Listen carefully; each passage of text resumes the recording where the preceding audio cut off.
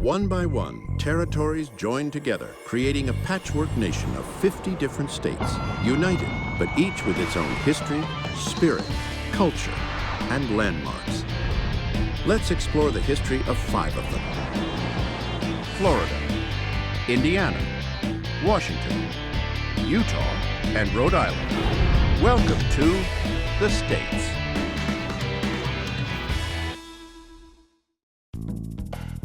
More than 2 centuries ago, this state was considered such a miserable swamp that Congress debated whether it was even worth acquiring from Spain.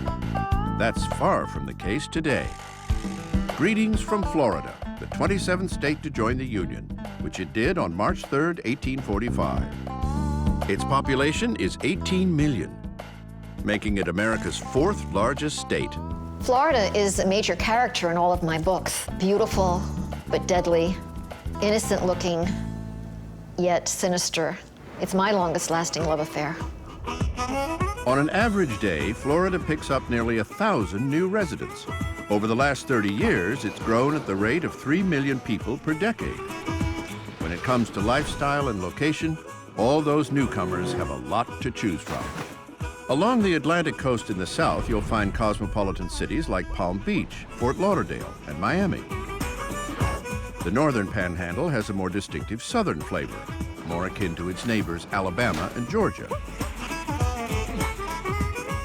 Then there's the Emerald Coast, stretching along the Gulf of Mexico from the Alabama line to Panama City, part of what's affectionately known as the Redneck Riviera. The northeast coast, however, is where the first Europeans came ashore.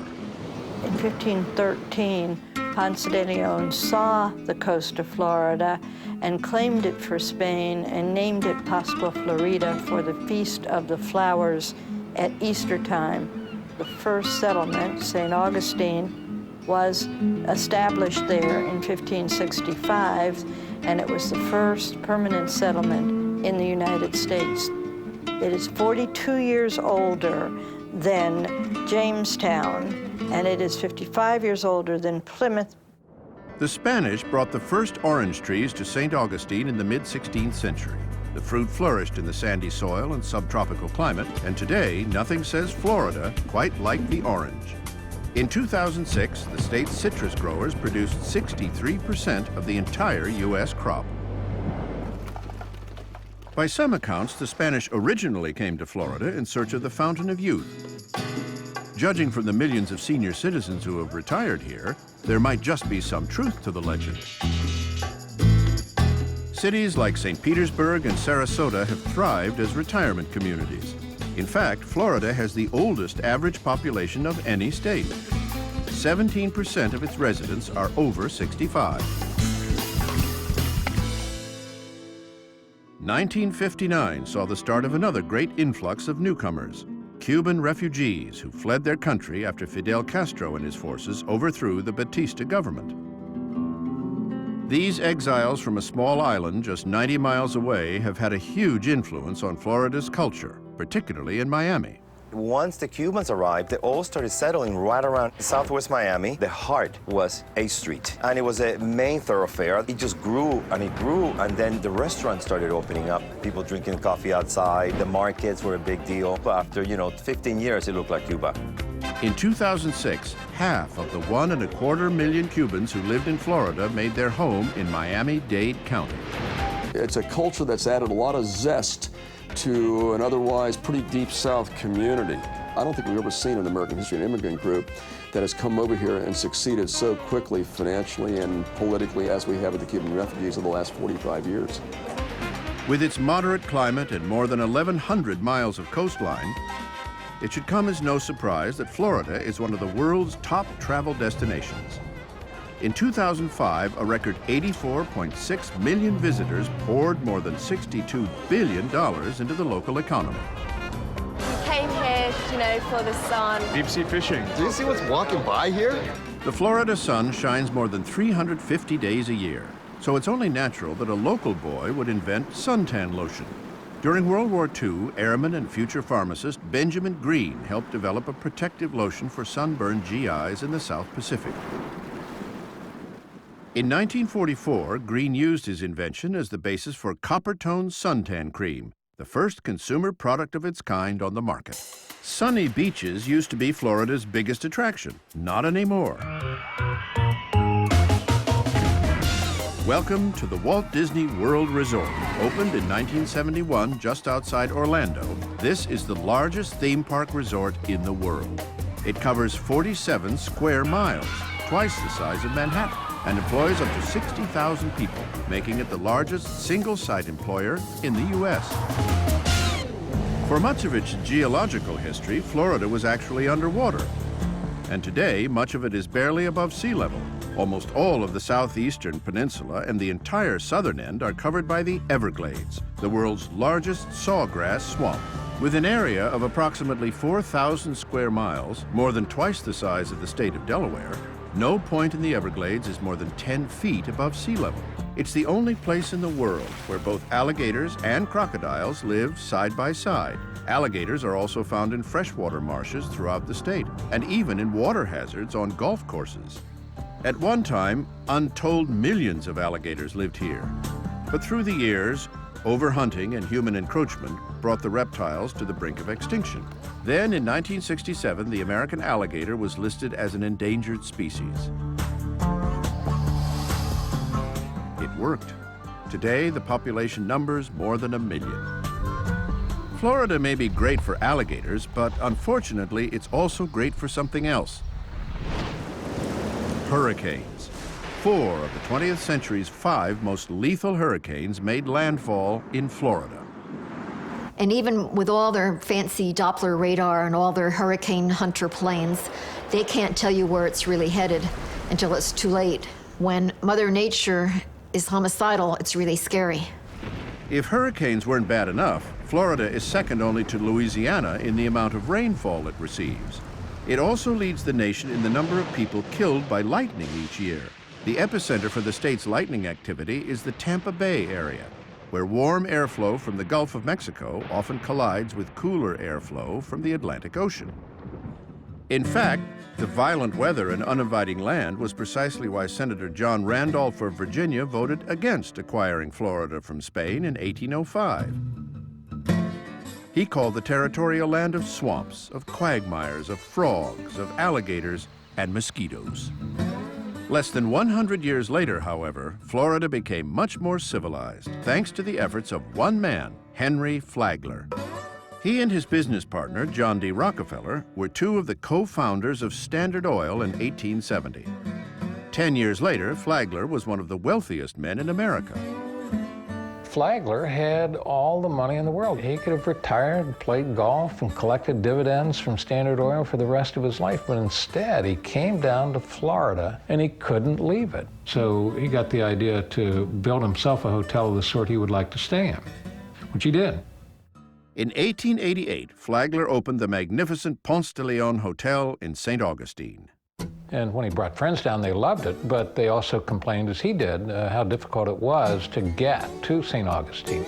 Flagler's solution was simple for him. He built himself a railroad. In 1905, Flagler set about to extend his rail line through the Florida Keys between Miami and Key West. He called it the Overseas Railway. Nobody had ever built a railroad across 153 miles of what essentially was marshland or open water. And people thought this was insane. Newspapers dubbed the railway Flagler's Folly. There was genuine concern, even among friends, that at the age of 75, Henry Flagler's brain had jumped the track. On January 22, 1912, after 7 years and $30 million, 82-year-old Henry Flagler climbed aboard his personal rail car in Homestead, Florida, and rode it all the way to Key West. Flagler died the following year. The railroad lasted until Labor Day 1935, when a monstrous hurricane smashed into the Florida Keys. Flagler's Folly was destroyed. But incredibly, many of his bridges survived and became the foundation for a new road called the Overseas Highway, completed in 1938. Flagler's bridges were so solidly built that They realized it would be far more expensive to try to take them away than just to leave them there, and they stand to this day. It's sort of testament to this guy's vision. In the 1950s, Florida, along with the rest of America, became captivated by a new challenge: space. In 1957, Russia became the first country to put a satellite into orbit.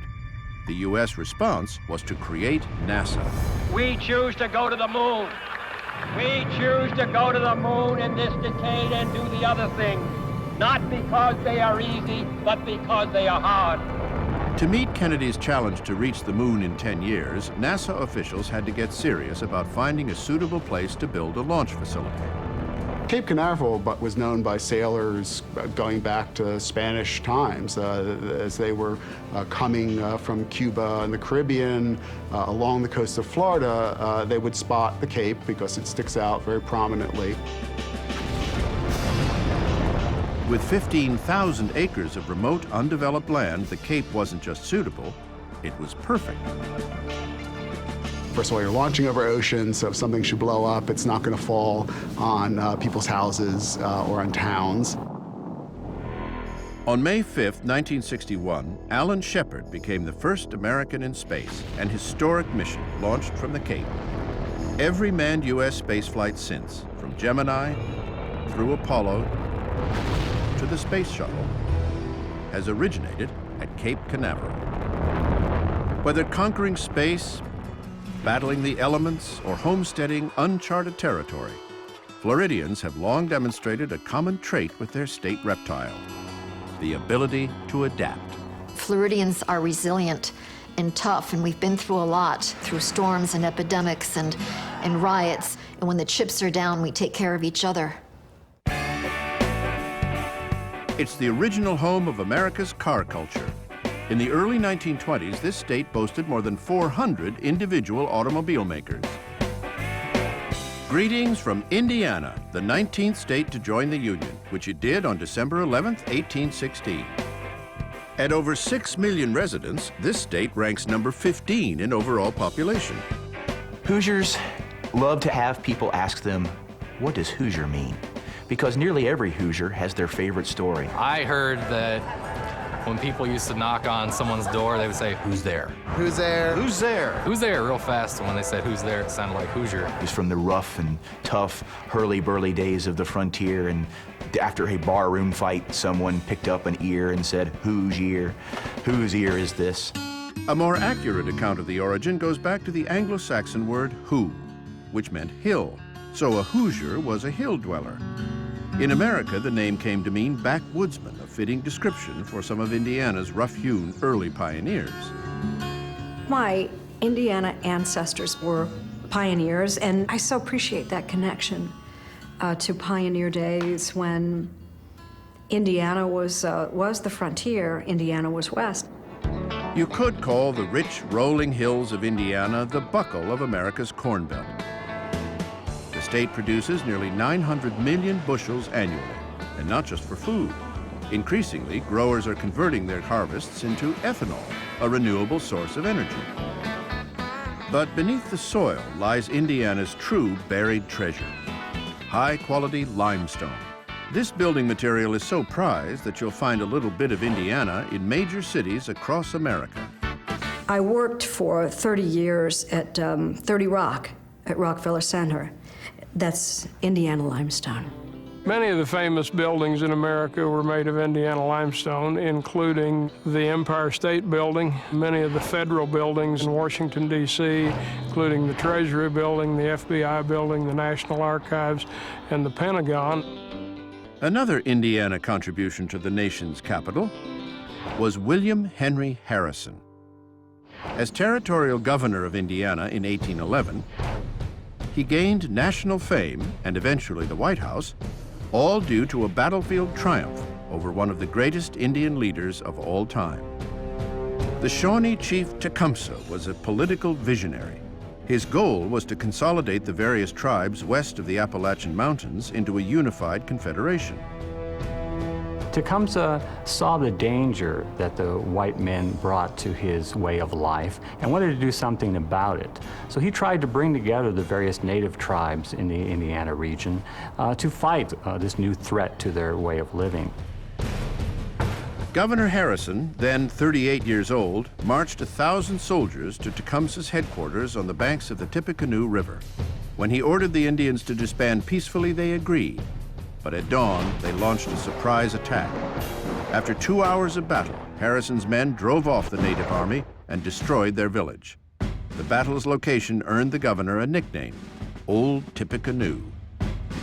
When Harrison ran for president in 1840, his campaign manager linked the military victory with the name of his vice president, creating a memorable slogan, Tippecanoe and Tyler too. Harrison won, but caught pneumonia and died in office after only 30 days. It remains the shortest presidential term in American history. Harrison's ego may have been his downfall. He, perhaps playing to that being an ordinary man, being a tough leader, refused to wear a hat and overcoat during his inauguration speech, and he gave one of the longest inauguration speeches on record. And it was a cold, wet day, and he developed pneumonia as a result. And his stubbornness cost him not only his presidency, but his life. By 1900, Harrison's presidency was a distant memory. Indiana had its eye on the future, specifically a new industry, car making. Though usually associated with Detroit, the car business actually got its start in Indianapolis. The city was home to over 90 automakers, including such names as Marmon, Stutz, and Duesenberg. As automakers began building faster, more powerful cars, driving on Indiana's old-fashioned wagon roads became a much riskier proposition. So, in 1909, Carl Fisher and his partners created an automobile test track outside Indianapolis. The original surface of the track was crushed rock and tar, and they had motorcycle races and automobile races in August of 1909, but the churning wheels and the hot weather proved to be a very bad surface, and they realized that they were going to have something more substantial. In those days, paving streets in the Midwest with bricks was very popular, so 3,200,000 paving bricks, huge, they weighed almost 10 pounds apiece, were laid down on the track. It took 63 days to do it, and the locals started calling the track the Brickyard. In 1911, Fisher invited spectators to witness an endurance test of the horseless carriage. The Indianapolis 500 was born. Ray Haroon won that first Indy race, driving a Marmon Wasp at speeds averaging 75 miles an hour. Today, the Indy 500 is regarded as the largest single-day sporting event crowd in the world. Official attendance figures are not disclosed by Speedway management, but news media estimate recent turnout in excess of 270,000. Fast cars also guaranteed quick getaways for Indiana's most notorious criminal, John Dillinger. There was no one like him. Public enemy number one, the world's greatest bank robber, the gangster that even J. Edgar Hoover couldn't catch. But to his Indiana neighbors, John Dillinger wasn't a boy gone bad. He was a modern-day Robin Hood, who simply took an innovative approach to the problems of the Depression. During the 1930s, the social bandits became so popular because Americans were disillusioned with their government and with the system at large. Capitalism seemed to have failed them. The government seemed inadequate to the task. Anyone who would step up and challenge the system, who would take on the institutions, became a hero. At 21, John Herbert Dillinger robbed a local grocer and was sent to the big house. A decade behind bars apparently had little effect. When Dillinger was released in 1933, he embarked on a 14-month bank robbing spree that captured the imagination of the country. People didn't have a very fond feeling for banks at that time period that were foreclosing on homes and family farms, so Dillinger was seen as a hero to a lot of people. When Dillinger was finally arrested, he was taken to an escape-proof jail in Crown Point County. He promptly carved a gun from a block of wood and got away. J. Edgar Hoover's newly minted FBI tried to catch the Hoosier bad boy and failed spectacularly. Hoover began to take things personally. He saw this as a test of the FBI. If we don't catch Dillinger, the FBI is going to fall apart. He will cease to exist. And they began to pursue him doggedly. Dillinger's downfall came, as downfalls often do, from a dame. A girlfriend turned informant notified the FBI that Dillinger was attending a movie on July 22, 1934. The G-men gunned him down outside Chicago's Biograph Theater. But when Dillinger's body was returned to his hometown, some folks claimed that wasn't their boy at all. Did Dillinger die? Or did he make one last perfect escape? Hoosier old-timers won't say and prefer to leave it a mystery. In this state, there is such a schism politically that there have been sporadic movements to create a 51st state out of the eastern part by splitting the current state right down the crest of the Cascade Mountains. But such proposals have rarely gotten out of the state legislature's committees. Greetings from Washington, which was admitted to the Union on November 11, 1889. With 6.4 million residents, this state ranks 14th in the nation for total population. Well, the best thing about Washington is the rain. Everything's green, it's beautiful, and you also appreciate it when it's not raining. And the worst thing about Washington is the rain, man. It gets a little long in the wintertime. Well, it doesn't rain all the time, but we like to say that because we find that telling people that it rains keeps the folks who would rush in here and overpopulate, keeps them at bay. Outside perceptions about the rain aren't really accurate. In Seattle, an average year brings 37 inches of rain, a full foot less than New York City. What gives Seattle its rainy reputation is more than 200 cloudy days per year. Yet even with all the gray skies, Seattleites buy more sunglasses per capita than any other city in the nation. If you see a person with dark sunglasses and no umbrella and it's pouring rain, that's a Seattleite. The people who live in this town are very innovative and they're cool. Cool people move to Seattle. One of the coolest things in Seattle is the hot coffee. Washington State's greatest contribution to American history has to be the coffee. We all need something to perk us up a little bit during the wintertime, and we make good coffee here. The Space Needle and monorail are the familiar Seattle landmarks, but its houseboats are legendary. You'll find more here than in any other North American city. Some 500 dot the 4 natural bodies of water inside Seattle's boundaries: Lake Union, Salmon Bay, Portage Bay, and Union Bay. And if you don't like boats, take a seaplane. Since 1946, Washington's Kenmore Air has been the largest operator of seaplanes in the United States. You know, when you come into an approach to land, you go right by the Space Needle, and the scenery around the city, I mean, it's a beautiful place to fly around. It's one of the prettiest cities I've seen from above. With all the water, things in Seattle can get pretty fishy, especially at the Pike Place Fish Market. Where all these fish come from, sir, and please do not say the water. The water. Welcome to Seattle. Washington State could really be 2 states in one. It is split by the north-south running Cascade Mountain Range. Mount Rainier, at 14,410 feet, is the highest peak in the state. Rainier and the other volcanic mountains of the Cascades are part of the Circum-Pacific Volcanic Belt, or Ring of Fire. We live in a tectonically active area, really on both sides of the Cascades. I mean, this is a state formed by volcanism. The fire that fuels Washington today stems not from volcanoes, but from high-tech industries like Microsoft. The state's early economy, however, was built on its tall timber.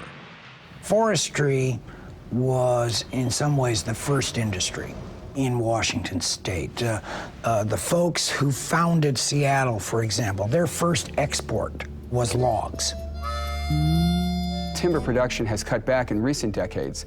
The timber supply is not as plentiful as it was. There are environmental considerations that we take into account these days, but timber's still a very important part of the Washington economy. Unlike California, Washington never had a gold rush. But the state did have its opportunists who figured out how to make money when gold was discovered to the north in Canada. Many cities could have been the portal to the Alaska and Canadian gold rush. It could have been San Francisco. It could have been Vancouver, British Columbia. It could have been Portland. But Seattleites know when a good thing's coming. And Seattle began to mine the miners.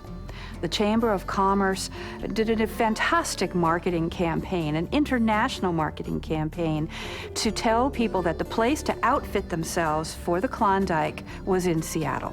So there are 36 outfitters who become very wealthy, providing miners with what they need to be successful: warm clothes, blankets, tools. In fact, they said that if you want to be successful, you have to buy $1,000 worth of goods in order to equip you for the gold rush. $1,000 back in the 1890s was a heck of a lot of money. So they left that money behind in the cash registers of Seattle, took their chances on the gold rush up north. Most of them lost their shirts, but the Seattle merchants ended up being very rich indeed. Several decades later, a man named William Boeing got rich in the timber industry, but what he really wanted to do was fly. Boeing had the idea he wanted to build these flying machines, but he turned to the shipbuilders to actually create them. So the folks that made ships built the fuselage of the early planes. The folks who made the sails of boats made the early wingspans. And it landed and took off from water. So the maritime traditions of Seattle and our aviation traditions are very closely interlocked. During World War II, the demand for aircraft soared. Existing plants began to operate at full capacity, and new ones needed to be built. Boeing made the planes that won the war, the B-17, the B-29. Thousands of these planes were turned out, and they really proved decisive in winning World War II. Thousands of workers came to Washington to take jobs in the aircraft industry, transforming the state. But on May 18, 1980, Washington was to undergo a much different kind of transformation. Mount St. Helens erupted, killing 57 people and reducing hundreds of square miles to wasteland. It looked like it was just a volcanic holocaust going up. Blue lightning bolts started to appear, and because we were west of the mountain, you could see the sun magnifying this ash cloud. And as it rose, it looked like it was just going to engulf us. Hurricane of hot gas, ash, and rock ripped out the mountainside, and if we had been standing right here watching this explosion, we would have had 43 seconds to live. A giant landslide mixed with melted snow and ice flooded nearby towns with walls of mud and debris. 90% of what's missing from the volcano fell off of the mountain in a gigantic landslide. The vast majority of this slide slammed head-on into Johnston Ridge, bounced off the ridge, and was directed 14 miles down the Toutle River Valley, and it filled that valley to an average depth of 150 feet over a 14-mile distance. Beyond the destruction, Mount St. Helens proved a scientific bonanza for volcanologists around the world. There were two really huge ahas on May 18, 1980, and the first was that volcanoes fall apart in these gigantic landslides. The other big aha was these blasts that rip out the side of volcanoes. This blast in 1980 blew down 230 square miles of forest, so it was almost 10 times larger than any blast we had known that had come off a volcano. Today, Mount St. Helens has become one of southern Washington's biggest tourist attractions. The recovery of local forests and wildlife is a tribute to nature's resiliency. Nature can't be stopped, and what you see here at Mount St. Helens is nature ever determined to come back, stronger, bigger, and better. The blast obliterated the mountain's symmetrical peak and lowered its elevation by 1,000 feet. But this still active volcano is busy rebuilding its top and is growing at a rate of 1.3 cubic yards per second. I'm 47 now, and I'm seeing the rebirth of the mountain again. In about 44 years, I might see it all the way back to its 9,600-foot height. This state was described as godforsaken desert, uninhabitable by man, until 1847, when Brigham Young led his followers halfway across America to the Promised Land. Greetings from Utah, the Beehive State, which became the 45th state to enter the Union on January 4th, 1896. Utah's 2.5 million residents make it the 34th most populous state. For many people, the Mormon Tabernacle Choir is the face of Utah, having performed at the inaugurations of 5 U.S. presidents. For generations, Mormons have drawn spiritual sustenance from this heavenly body. Religion is the focal point. It's the center of our lives here in Utah. A lot of people believe in the same values here, and they hold together and treat each other that way, and it makes for a very good feeling in the state. Temple Square in downtown Salt Lake City is the headquarters of the Church of Jesus Christ of Latter-day Saints. Despite the church's efforts to distance itself from forbidden practices, many outsiders have a single lingering impression of Mormonism. I think the biggest misconception about Utah is you have to be a Mormon to live in Utah. You know, we're surrounded by Mormons, and that we have 8 wives or something like that. It's not true. I only have 7. But we do not practice polygamy. I mean, there are some people that call themselves Mormons in Utah that do practice that and break the law, but they're not Mormons. The original Mormon pioneers were, in fact, polygamists. The practice was often scorned, and the sect began a westward migration to avoid persecution. The church's founder, Joseph Smith, was murdered in Illinois in 1844, and his followers looked to a new leader, Brigham Young, for direction. His mission was to lead the Mormons away from persecution and into the Promised Land. Brigham Young leads an exodus of biblical proportions, 12,000 followers that he brings to what was then Mexican territory. So the war with Mexico is going on at this point, and the Mormons are fleeing the United States. And some of them even expressed in journals and diaries a hope that Mexico would win and sort of punish the United States for what they had done to the Mormons.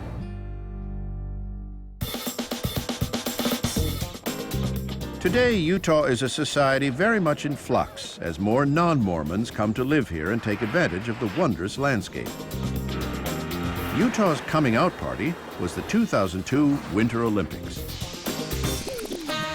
Skiing in Utah is outstanding because we do have a drier climate, therefore it makes lighter snow. In Utah, we do have the greatest snow on Earth. The description of the state of Utah really depends on altitude. As you fall below 5,000 feet, you're in desert. As you rise above 7,000 feet, you're in alpine highland mountains with streams and everything is green and lush. For me, it's solitude and altitude, and Utah's got plenty of it. Utah has 5 national parks.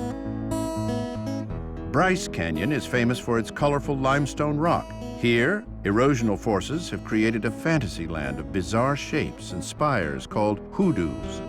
In southwestern Utah, Zion National Park is characterized by formidable plateaus, deep canyons, and striking rock towers. The fishing in Utah is also great. Just don't cast your line in the Great Salt Lake. There aren't any fish in it, of course. It's way too salty for that.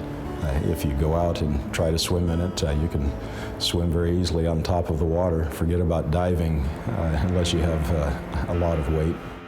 The Great Salt Lake is so salty because it has no natural outlets. Tributaries bring waterborne salt into the lake. When much of that water evaporates, it leaves behind a copious amount of salt. It is around the Great Salt Lake where the first Mormon pioneers made their homes. In 2006, approximately 62% of Utahns considered themselves to be Mormons, which represented 12.5% of Mormons worldwide. Few, however, would have predicted such a wide acceptance back in 1857. Utah wanted statehood, but its attempts to join the Union were rebuffed time and again. Once Mormons arrived here in Utah, they did petition for statehood. They petitioned 7 different times and over a period essentially of 50 years before statehood was granted. The obstacles to Utah becoming a state centered on the practice of polygamy by Mormons, the concern that Utah was really a theocracy, that the church really governed in Utah, that there was no democracy here. Several thousand federal troops were sent to Utah to put down an alleged Mormon rebellion. Brigham Young and Mormons were determined to keep them out. The militia was mobilized, fortifications were built. Brigham Young and other Mormon leaders believed they were being subjected to religious persecution. Yet the Utah War, as it came to be known, involved little bloodshed, until September 11, 1857. That day, a Mormon militia opened fire on a wagon train of Arkansas farming families traveling through the territory to California. You have overzealous Mormons in southern Utah who simply join with their southern Paiute allies and massacre the Baker Fancher Party. 120 men, women, and children. Only 17 of the youngest children are kept alive by the Mormons. And certainly there are some who have concluded that Brigham Young was the mastermind behind the massacre. Some believe that religious fervor brought on the attack. Others contend it was pure greed. The wagon train was rich, with a herd of livestock and a ready supply of cash. Whatever the motivation, Utah remained a territory until 1896. Statehood was finally granted after the church officially denounced polygamy. Some 20 years later, the Great Salt Flats of Utah became the home of the Bonneville Speedway, the fastest automobile speed site in the world. But things didn't really heat up until the 1930s. Especially from about 35 through 39. Things were really active on the Salt Flats, lots and lots of records being set and broken. In an era of record setters, few could match the achievements of famed Mormon race car driver Ab Jenkins and his Duesenberg Special, dubbed the Mormon Meteor. After a while, these world records get so high that it seems nobody's ever going to break them. But they're crashing fast right now. That car is headed for victory. The triumph of design, materials, and construction was captured in this 1935 film, as Jenkins and his team challenged the Salt Flats in a thrilling 24-hour speed and endurance test. Ab Jenkins became so popular with the public that he was elected mayor of Salt Lake City in 1939. Congratulations, Ab. In the modern era of Bonneville, you can see every conceivable kind of race car and motorcycle. They're all here to push the speed envelope, from rusty roadsters to cutting-edge carbon fiber streamliners. The roar of the engines is music to the ears of these motorheads, and apparently much more pleasing than the official Utah state song. The state song of Utah is probably the most depressing song you've ever heard in your life. As a matter of fact, it goes something like, Utah, we love thee. If I could choose a song for the state of Utah, it'd be the one that my brother Alan wrote called Utah. Well, I'm going back to Utah. Utah is the place where I want to be. It's such a cool song. I'm going to actually try to get that ratified, make that become the Utah song. Many states consider themselves patriotic, but this state remains the only one to celebrate VJ Day, marking the U.S. victory over Japan. Greetings from Rhode Island, the 13th state, admitted to the Union on May 29, 1790. It has a little over 1 million residents, making it the 43rd most populous state. We're the tiniest, state in the country in terms of miles, but we're passionate and we're independent. At 1,045 square miles, you could fit about 250 Rhode Islands into Texas. Small state, you can drive right through it in 45 minutes. You can be in Massachusetts and drive right through and be in Connecticut in 45 minutes, so it's very unique. Not everything in this state is small. Its official name, the state of Rhode Island and Providence Plantations, is the longest in the nation. Besides, there are more important things than size in Rhode Island, like your license plate number.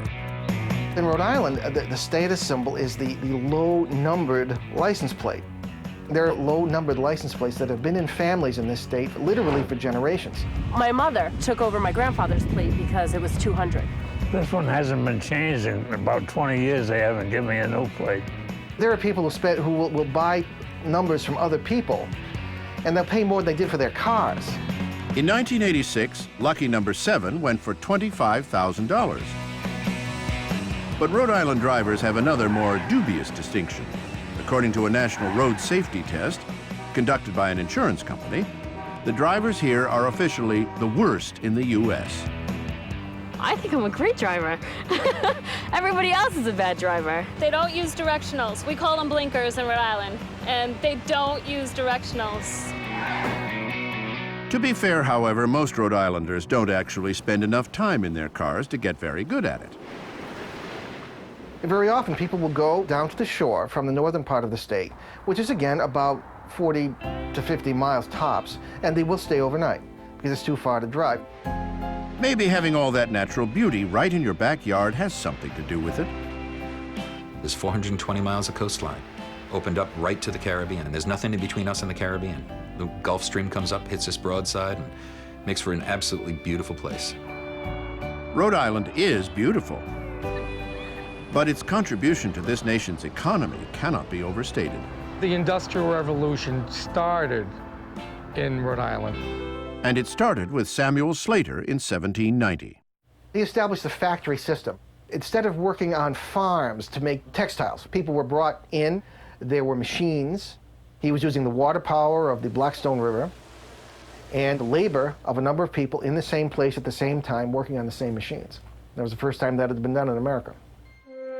100 years before Slater's factory, there was another figure in Rhode Island's history who was an even more radical thinker.